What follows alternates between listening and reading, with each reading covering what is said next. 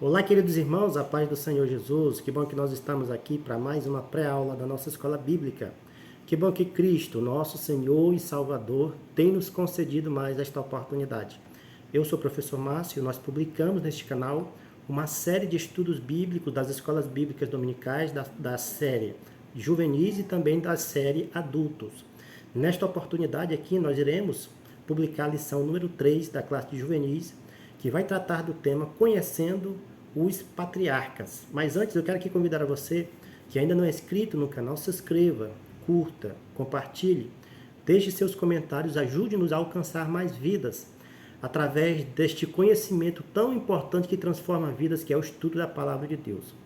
Na lição número 2, melhor dizendo, nós estudamos um pouco a respeito de um dos patriarcas, que foi Abraão. Nessa lição número 3, nós iremos conhecer melhor a respeito dos patriarcas, que é Abraão, Isaque e Jacó. Esses três patriarcas tiveram exemplos de vida que nos ensinam até nos dias atuais e são exemplos também para a nação de Israel. O texto principal dessa lição está em Mateus 22, verso 32, parte A, que diz: Eu sou o Deus de Abraão, o Deus de Isaque e o Deus de Jacó. Pelo texto, da leitura desse texto principal, nós já sabemos que o próprio Deus, ele fala e comenta que ele é o Deus de Abraão, de Isaque e de Jacó.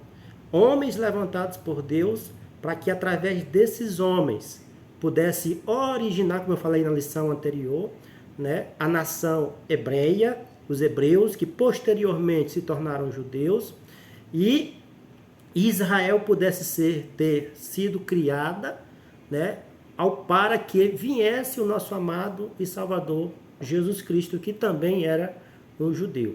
A leitura principal, a leitura bíblica em classe, está em Atos 7, verso 14 até o verso 16. Aqui vai narrar a história de Abraão com mais detalhes. Eu aconselho os professores a fazer essa leitura bíblica em classe, separadamente com seus alunos, para que eles possam fazer a ligação daquilo que estará sendo abordado, ensinado, para os pontos da lição, que vai ser de muita importância para cada um. O primeiro ponto da nossa lição vai falar um pouco a respeito de Abraão. Na lição número 3, nós estudamos um pouco a respeito de Abraão.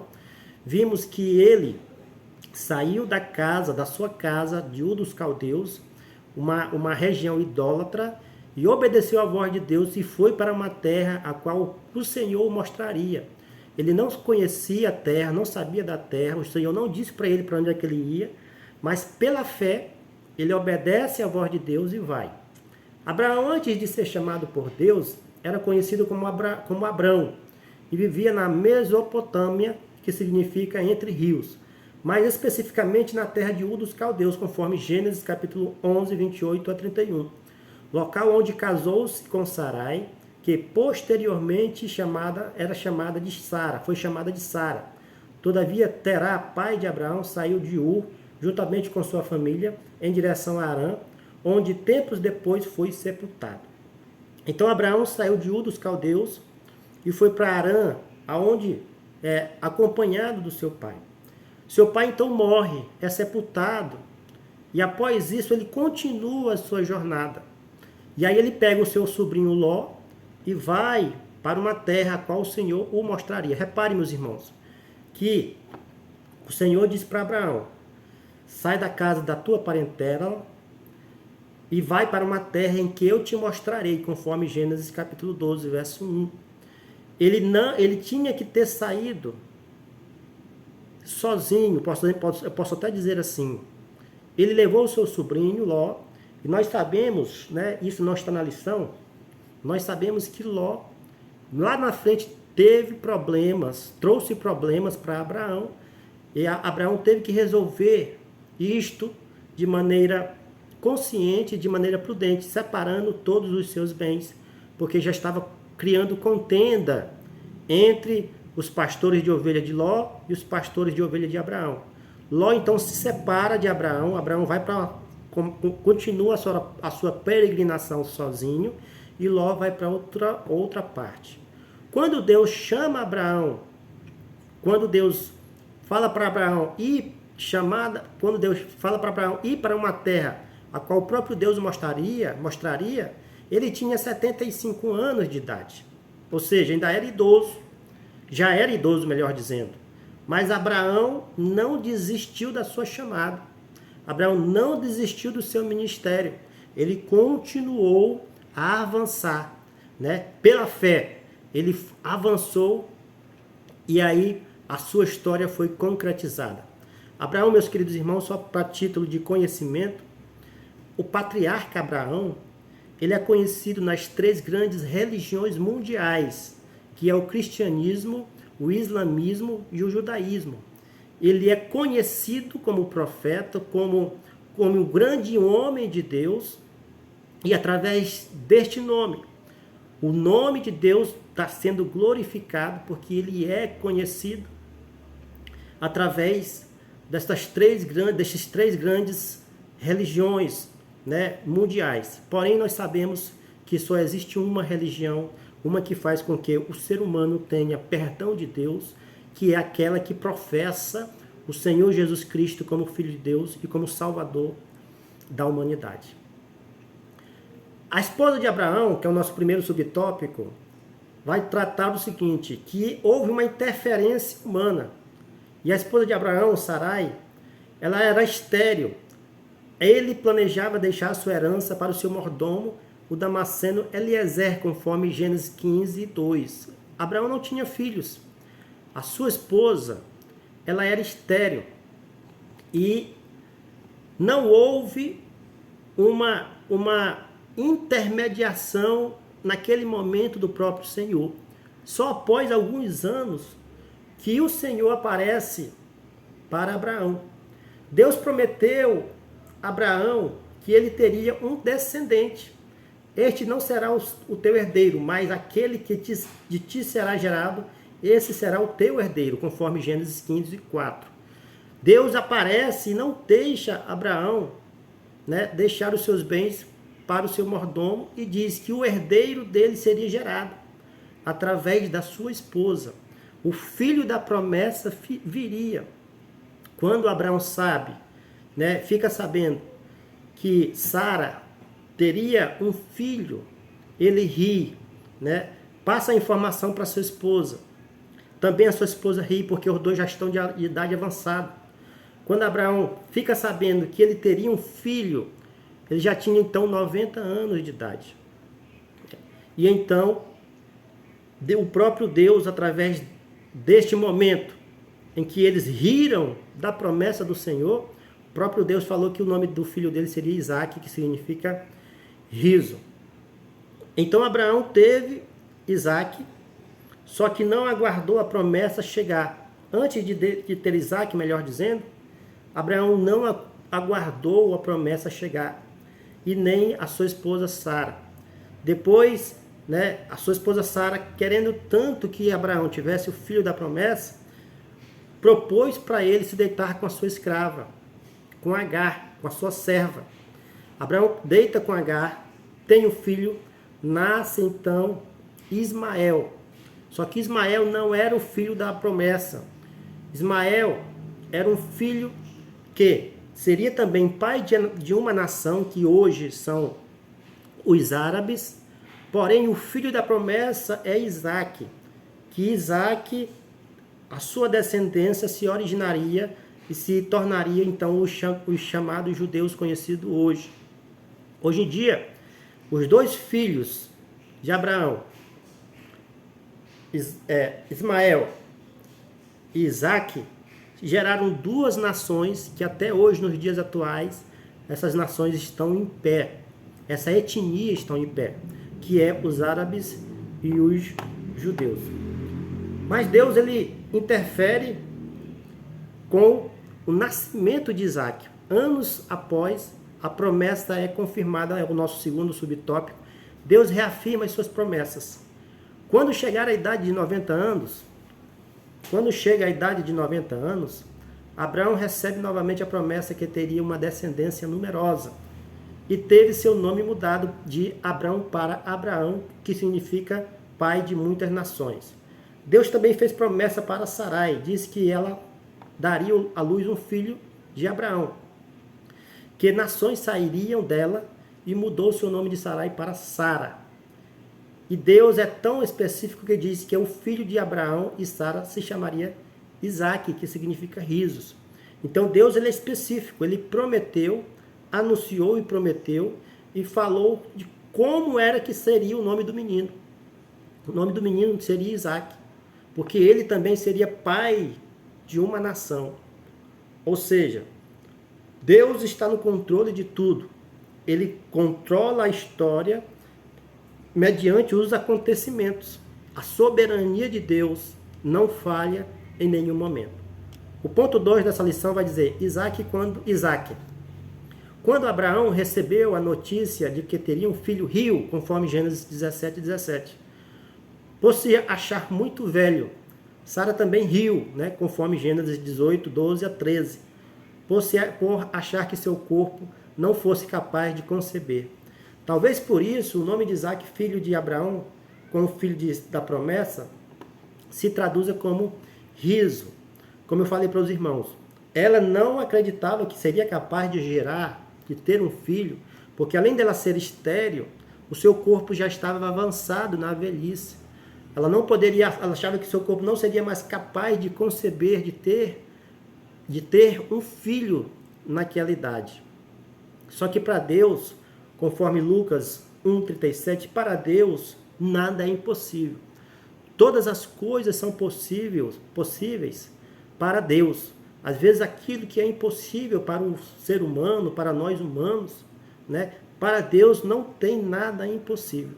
Na Bíblia, a história de Isaque possui alguns pontos marcantes. Primeiro, qual é o primeiro ponto? Seu nascimento. Como Isaque foi concebido, como Isaque nasceu, nascido de um milagre, de uma mãe que não podia gerar. Abraão, seu pai, oferecendo como sacrifício, uma história muito conhecida, que tipologicamente direciona até para o nosso amado e Salvador Jesus Cristo, quando Isaque ele é colocado no holocausto, né, para ser sacrificado pelo seu próprio pai, a pedido do próprio Deus. Os irmãos sabem da história, que quando Abraão ia sacrificar o filho, meteu o cutelo no peito do filho, o Deus Criador dos céus e da terra, brada do céu, e diz, não faças mal ao teu filho. E então o cordeiro é aparecido do lado, o cordeiro, né, aparece num pé de jumbro, né, numa árvore ao lado, provisão de Deus para aquela ocasião, né, os irmãos sabem da história, né? Abraão, seu pai oferece o seu filho como sacrifício. O terceiro ponto, seu casamento com Rebeca, que é um casamento também bem conhecido, né, pela tradição do seu tempo, eles escolhiam a esposa e tinha que ser alguém da sua parentela para que ele pudesse se casar com o menino. Abraão já estava avançado em idade e Isaque precisaria então casar, precisaria então reconhecer uma pessoa para que a sua genealogia, a sua descendência pudesse dar continuidade.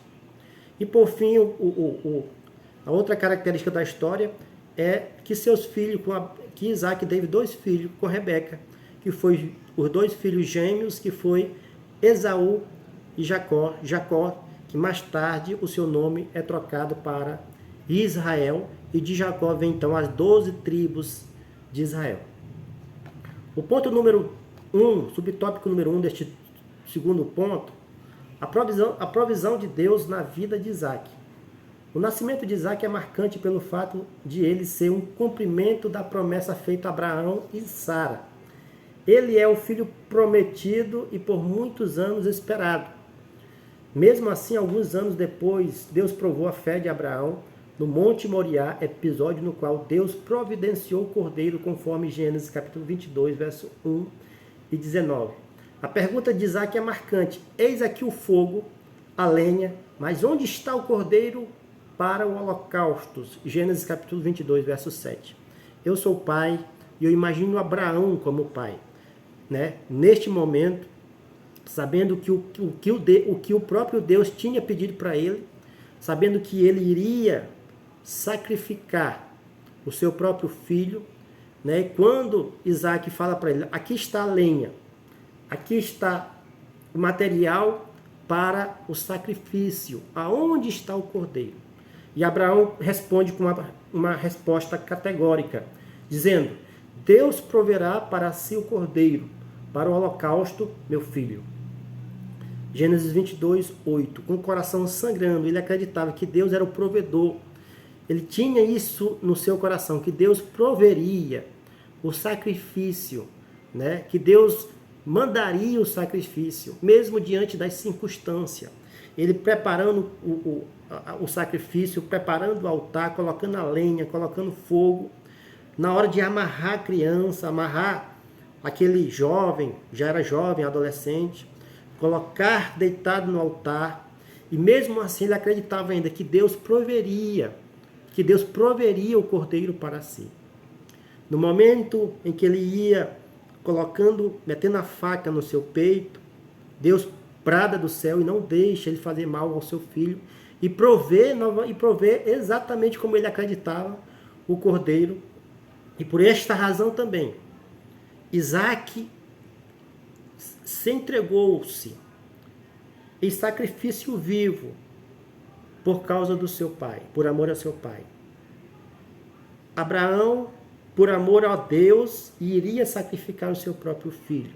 Tipologicamente, meus irmãos, pode ser considerado Abraão, fazendo uma comparação de Abraão como sendo Deus, Isaac como sendo filho de Deus.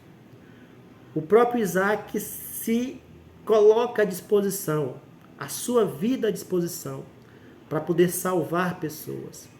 O próprio Senhor Jesus Cristo se colocou à disposição, a pedido de Deus Pai, para que ele pudesse então ser sacrificado em nosso lugar. O Cordeiro mudo, o Cordeiro de Deus que tira o pecado do mundo, se entregou por amor a mim e por amor a você, meu querido professor, meu querido aluno, meu querido subintendente e todos aqueles que amam estudar a palavra de Deus. Este é o nosso Deus, Salvador da humanidade. Ele, mesmo sendo em forma de Deus, sendo Deus, se humilhou-se, se esvaziou-se, se vestiu de pele humana e se entregou na cruz do Calvário para que eu pudesse estar aqui hoje glorificando o nome dele e para que você também pudesse estar aí hoje glorificando o nome dele. Subtópico 2, a família de Isaac. Isaac e Rebeca se casaram e tiveram 2 filhos gêmeos, Esaú e Jacó. Isaac tinha preferência por Esaú e Rebeca tinha preferência por Jacó. E cresceram os meninos, e Esaú foi varão perito na caça, varão do campo, mas Jacó era varão simples, habitando em tendas. Então aqui a gente vê aqui um pequeno conflito de privilégios, né? O pai gostava mais de Esaú, né? A mãe já gostava mais de Isaac. O pai gostava de Esaú porque Esaú era um homem de guerra, um caçador, trazia as melhores caças para o pai, né?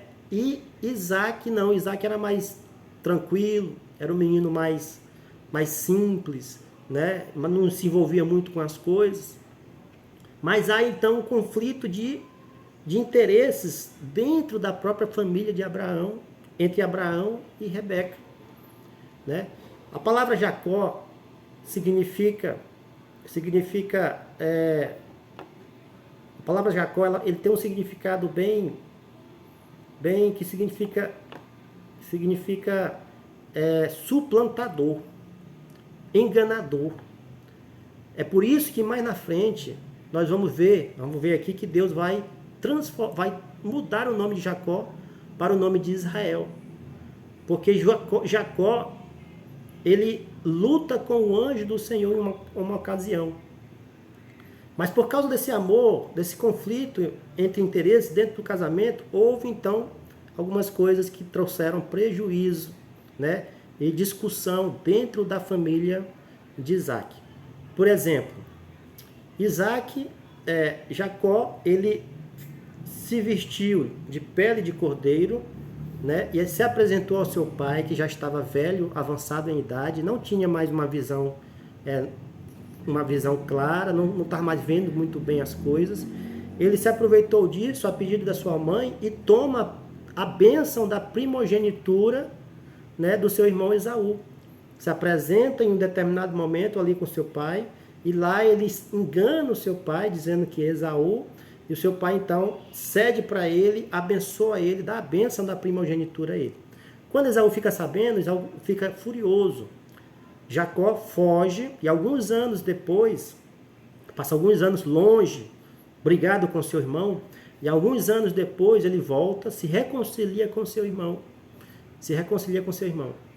Mas isto depois de já um conflito interno entre a família, mostrando para mim e para você, meu querido professor, aluno, talvez você que é pai também, nós não devemos demonstrar privilégios dentro da nossa casa com um filho ou outro filho.